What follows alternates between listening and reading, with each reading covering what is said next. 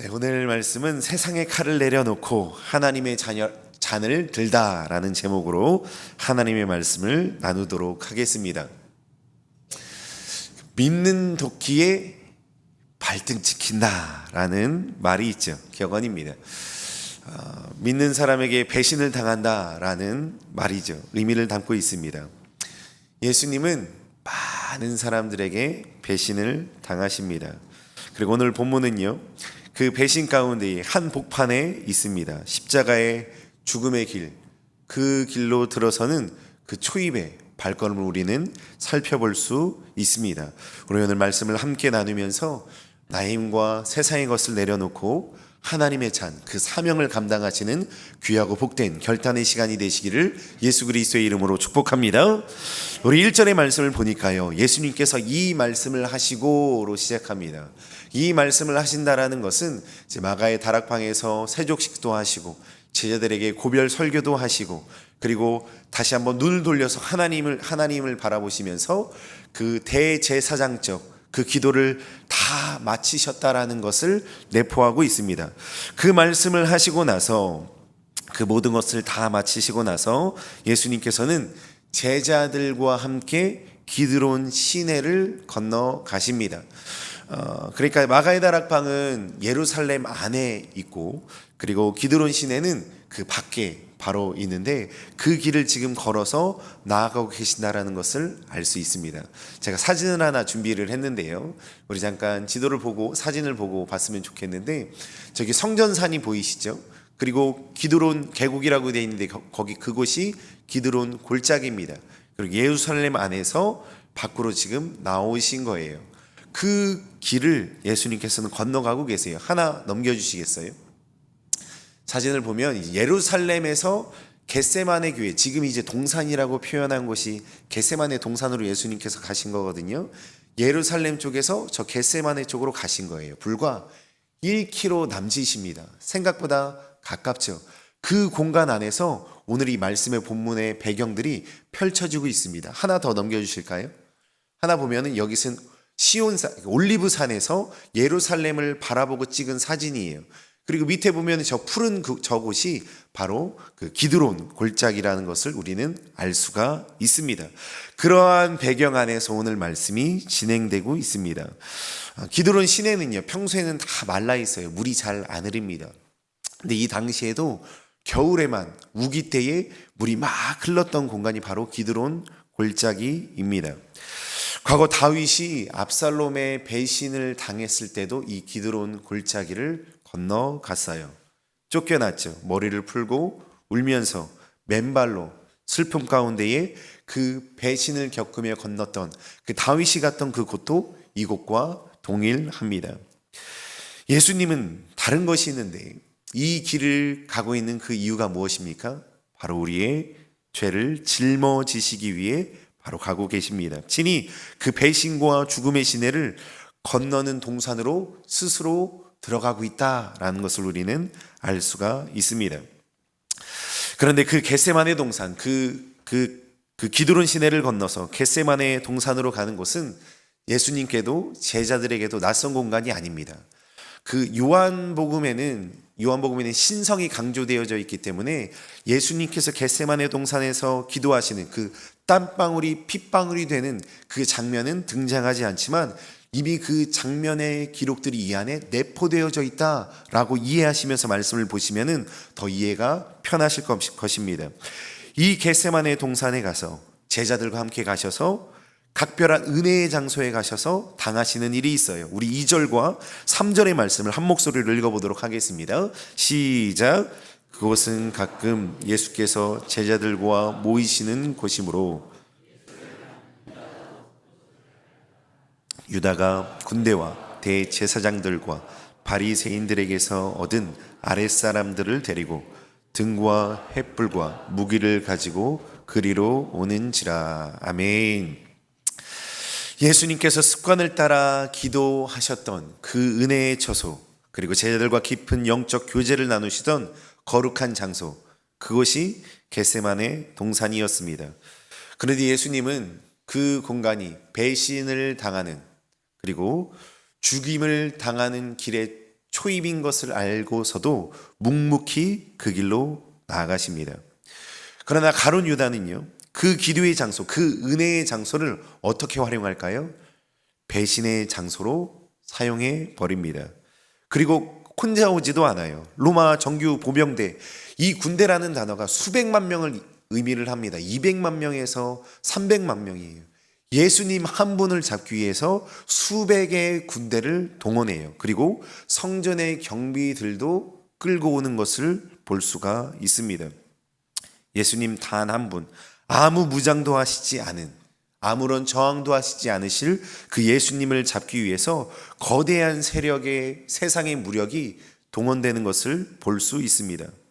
이 당시에는 유월절이에요. 즉 유월절이라는 것은 무엇을 의미를 하냐면은 보름달이 떴다라는 것을 의미를 합니다. 이미 보름달이 밝게 있습니다. 그러나 그 사람들은 등과 횃불 그리고 무기를 가지고 예수님 앞에 나와요. 예수님이 진짜 빛이신데, 예수님이 진정한 참 빛이시고 창조주이신데, 그 세상의 무리들, 어둠의 자식들은요, 자신의 등과 횃불을 가지고 도둑을 잡듯 예수님께 나오는 것을 보게 됩니다. 평화의 왕이신 예수님을 칼과 몽둥이로 잡으려고 온 무력 앞에서 예수님께서는 그럼 어떻게 하실까? 우리 다음 4절의 말씀을 보니까 예수님께서는 이렇게 말씀하세요. 예수께서 그 당할 일을 뭐라고 말씀하시죠? 다 아시고 나아가서 이르시되 너희가 누구를 찾느냐라고 말씀하십니다. 무기를 들고 덮쳐오는 숨막히는 순간이죠. 수많은 군대가 그 좁은 곳에, 그렇게 넓지 않거든요, 그곳에 가득 수두룩 빽빽히 있어요. 근데 그 가운데 예수님은 당황하지 않으시고 놀라지 않으시고 도망치거나 숨지도 않으십니다. 오히려 자신에게 닥칠 십자가의 참혹한 고통을 다 아시고도 피하지 않으십니다. 오히려 무리를 향해서 당당히 나아가시는 것을 보게 되십니다. 물으시죠? 너희가 누구를 찾느냐? 누구를 찾느냐? 죽음의 문턱이에요. 그냥 일반적인 배신이 아닙니다. 일반적인 우리가 상상하는 그런 배신의 문제가 아니에요. 이 배신으로 3년 동안 동거동락했던 그 유다의 배신으로 예수님은 죽음의 길, 단순한 죽음이 아니라 당대의 최고의 저주의 길이 예비되어져 있는 십자가 죽음이 열리는 거예요. 그걸 다 아신 겁니다. 근데 그럼에도 불구하고 예수님은 담담하게 그 길을 아시면서도 가고 계신 것입니다. 예수님 죽음의 길, 그 문턱 앞에서도요, 모든 상황을 다 제어하고 계세요. 컨트롤 하십니다. 위축되지도 않으시고요, 흔들리지도 않으십니다. 왜냐하면 예수님의 사명이 자신의 생명을 지키고자 하는 것이 아니었기 때문입니다. 자신의 그 무엇, 재산, 권력, 명예, 그 무엇도 예수님께는 중요한 것이 아닙니다. 바로 하나님의 사명이 중요하신 분이셨기 때문에, 인류의 죄를 죽기까지 순종하시기로 작정하신 분이셨기에 이 모든 상황에서 예수님께서는 담대하게, 담담하게 걸어갈 수 있다라는 것입니다. 결국 예수님은요, 스스로 그 죽음의 길로 들어서십니다. 우리 5절과 6절의 말씀을 한번 읽어보도록 하겠습니다. 시작. 대답하되 나사렛 예수라 하거늘 이르시되,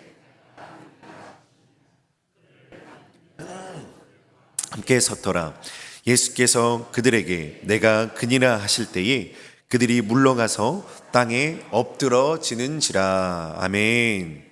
무리는요, 예수님께 나옵니다. 근데 예수님은 담대히 말씀하시죠. 내가 그다. 내가 그다. 그 무엇도 망설이지 않으십니다.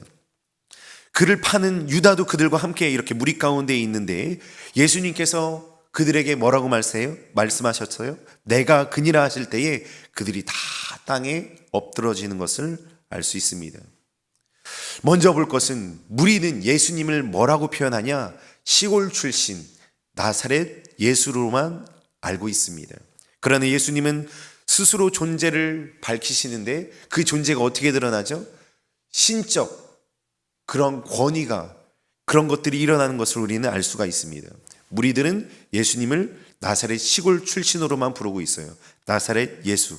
그런데 예수님께서 에고 에이미, 곧 본인의 신성을 드러내는 그 말씀을 하실 때에, 창조주이심을 드러내실 때에 놀라운 일이 일어나죠. 다 모든 군대와 무리들이 뒤로 엎드러 꼬꾸라지는 것을 볼 수 있습니다. 포박하러 온 자들이 오히려 체포당할 분 앞에서 강제적으로 엎드리고 있다라고 생각해 보세요. 다 엎드려 있습니다. 아이러니하죠. 경배의 자세를 취하고 있다라고 봐도 무방할 것이에요.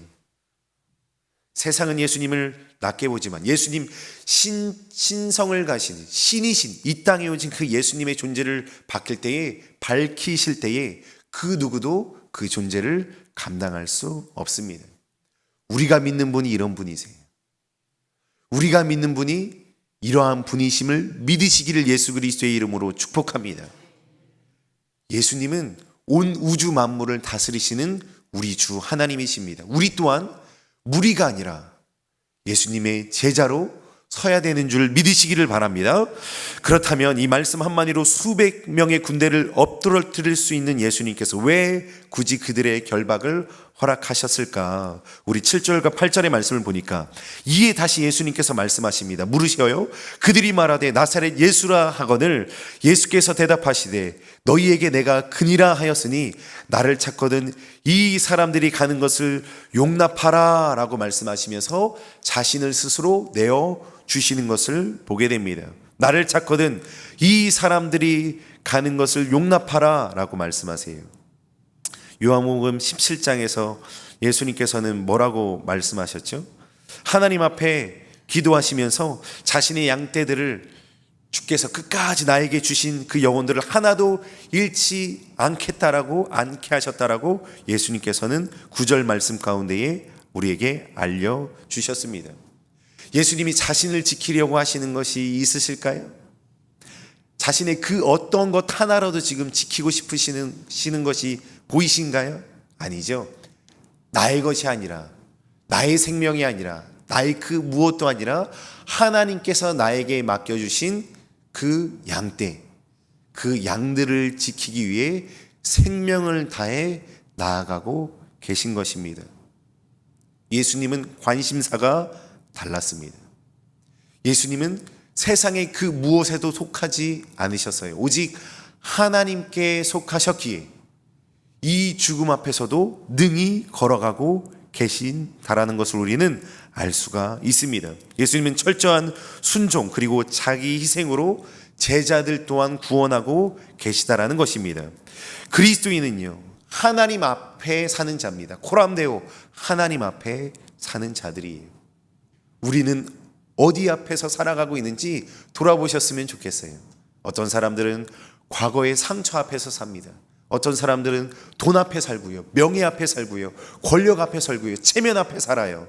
그러나 우리는 그리스도인은 하나님 앞에 살아야 되는 존재인 줄 믿으시는 우리 모든 성도님들 되시기를 예수 그리스도의 이름으로 축복합니다. 예수님은요, 결연하게 하나님이 주신 모든 것 앞에 순종하세요. 하나님 앞에서요. 그러나 인간의 연약함은 위기의 순간에 드러나 버립니다. 우리 10절의 말씀을 한 목소리로 읽겠습니다. 시작. 이에 시몬 베드로가 오른편 귀를 베어버리니 종의 이름은 말고라. 아멘. 수제자죠. 베드로가 등장합니다. 그에게 마음 안에 가득 있는 게 있어요. 바로 두려움, 인간적인 열심, 수제자로서의 자존심, 수많은 것들이 있어요. 이것을 가지고 지금 칼을 빼들었습니다.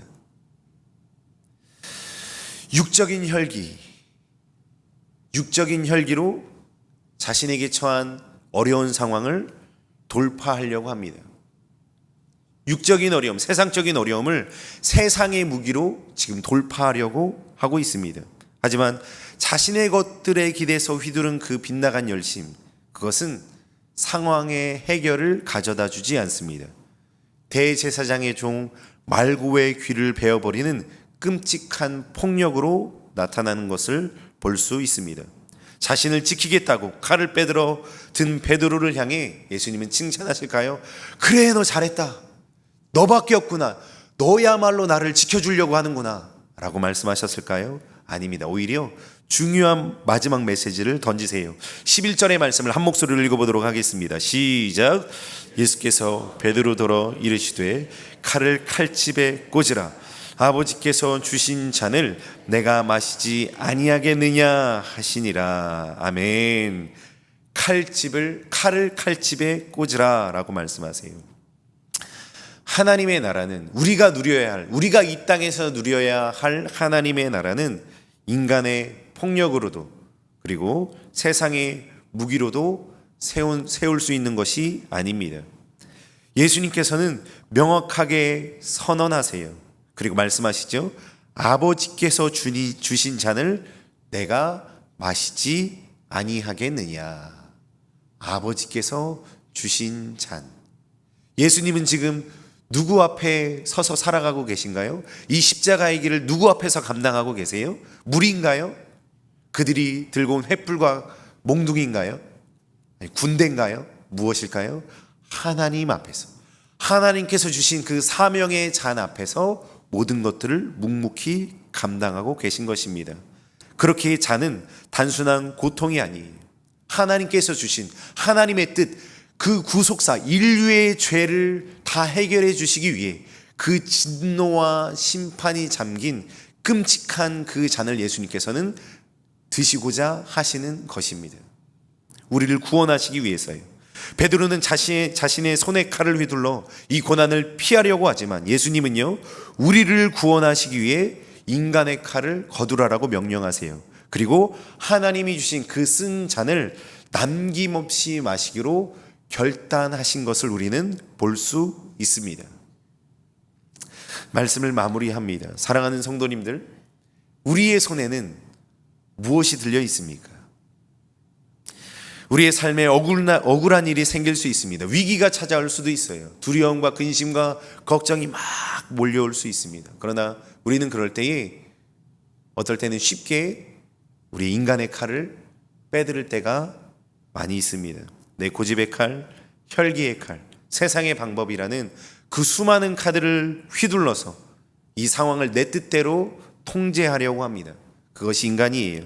그러나 인간의 칼로는 결코 영혼을 살릴 수가 없습니다. 인간의 방법으로는 영혼을 살릴 수가 없습니다. 하나님의 뜻도 이룰 수가 없습니다. 우리를 살린 것은 베드로가 든 그 날카로운 칼이었나요? 아닙니다. 내 뜻을 꺾고 묵묵히 십자가의 고난을 받아들이신 그 예수 그리스도의 순종, 그 잔이 바로 우리를 살린 것입니다. 오늘 이 새벽 기도의 자리에서 내가 움켜쥐고 있는 인간적인 열심, 혈기의 칼을 십자가 앞에 내려놓으시기를 예수 그리스도의 이름으로 축복합니다. 그리고 주님께서 나에게 맡겨주신 사명의 잔, 섬김의 잔, 십자가의 잔을 묵묵히 마시겠다 결단하시는 은혜를 누리시는 우리 모든 성도님들 되시기를 예수 그리스도의 이름으로 축복합니다.